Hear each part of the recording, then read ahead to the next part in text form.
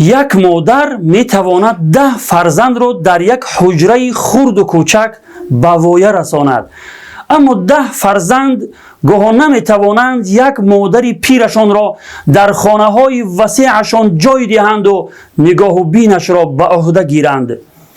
بیخبر از آن که وجود بزرگسالان در خاندان باعث خیر و برکت خواهد بود.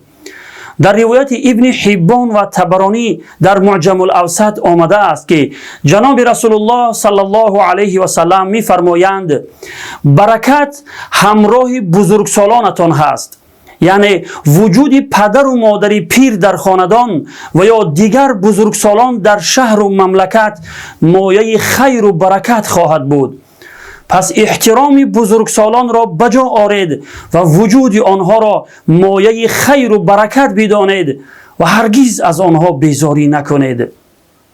هر کسی سخن مرا بشنود و به دیگران برساند، خداوند چهره‌اش را نورانی و زیبا بگرداند. این از سخنان من نیست، بلکه از سخنان پیامبر خدا صلی الله علیه و سلم است که در روایت ابن ماجه آمده است.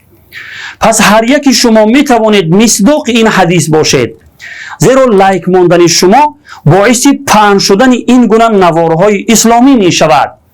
در اجر و ثواب آن هم به اذن پروردگار شما شریک هستید. لطفاً به خاطر پهن شدن و به دیگران رسیدن این نوار لایک و کامنت های خوب نوشتن را فراموش نکنید و حتما این پیام را به دوستانتان هم فرستید تا آنان هم در اجر و ثواب شریک شوند.